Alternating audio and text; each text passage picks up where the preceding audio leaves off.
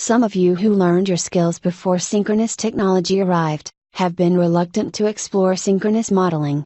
One purpose of this video is to help you get comfortable with design intent in the Solution Manager.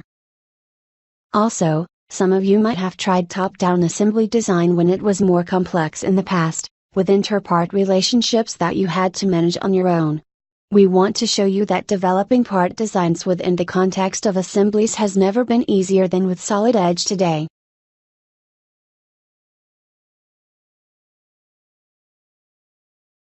In the next few minutes, we'll show you how to get started with synchronous modeling.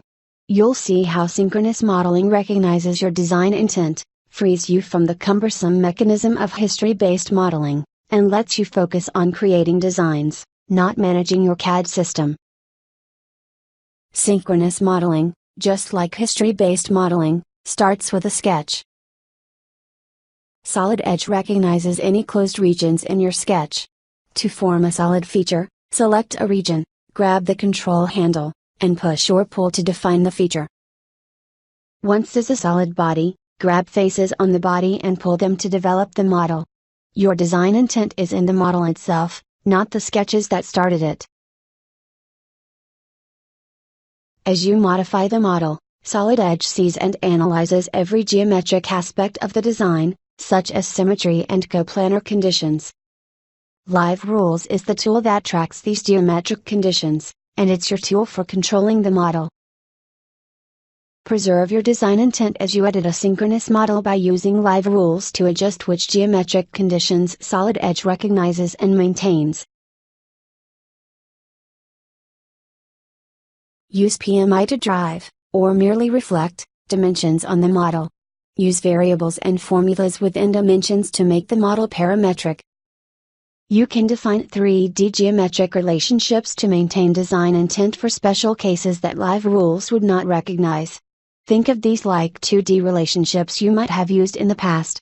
Solution Manager gives live feedback as you work to help you visualize the geometric rules governing your modifications. Use synchronous and ordered techniques together, in the same model, to best express your designs. The greatest benefits of both techniques emerge when you use them together.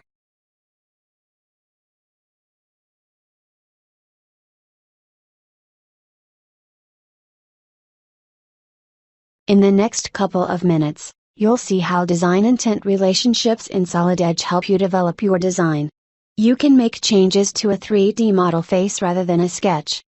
During this video, you will also see how Solid Edge recognizes face relationships without any forethought or pre-planning. Let's see design intent relationships in action with this tool holder part. After selecting a face, the design intent panel shows symmetric and coplanar faces so you can decide whether or not to maintain those geometric conditions. Moving the hole on the tool holder, the concentric and tangent conditions are maintained.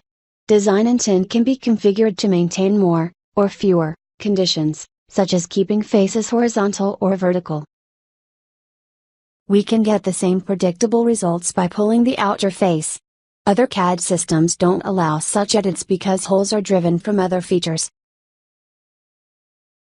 As we make changes, including rotations, any rounds are automatically updated, and any blend patches, that blend intersections, are maintained. Dimensions in Solid Edge aren't just for 2D, and they are more than just simple PMI dimensions. Solid Edge dimensions can actually drive the model. Once added, these 3D driving dimensions can be dynamic to show values. You can also lock a dimension in order to maintain critical distances. Locked dimensions won't change during edits. No matter what faces you choose, design intent lets you control critical geometric conditions. Coplanar faces are maintained, and the value of that locked, 3D driving dimension, is kept. No system in the world allows you to make such flexible edits, while automatically maintaining design intent.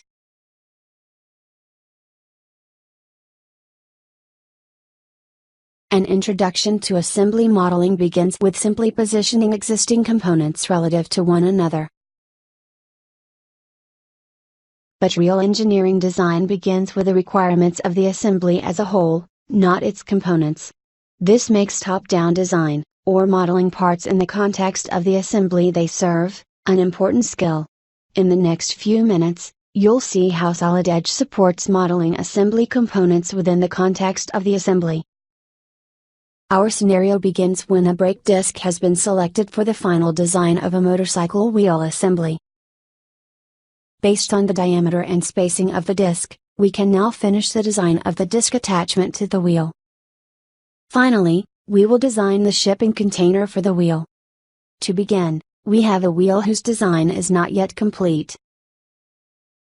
We need bolt holes to attach a disc brake.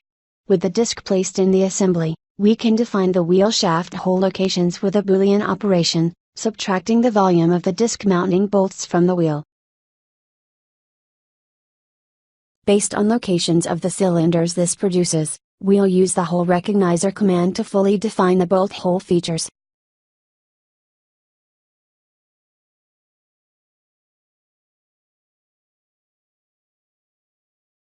Now, we will design a container assembly for shipping the wheel. Starting in the context of the wheel assembly, we will create a part document. In that part document, we will use multi-body modeling to create a multi-layered shipping container. First, let's create a body to represent the inner foam container.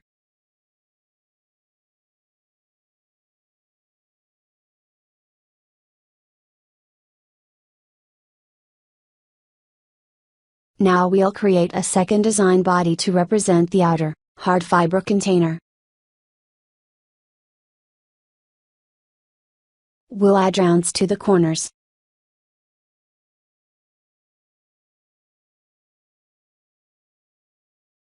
And then, within the context of the part file, we'll subtract the volume of the wheel assembly to create a cavity within the foam container that positions the wheel. The foam container will be manufactured in two halves, so we'll split this design body along a reference plane. Our final object is a shipping container assembly, so let's publish the three design bodies in the case part as separate part files, and publish an assembly of these parts. The packing department requires assembly instructions for each package. The last task would be publish an exploded view of the shipping assembly.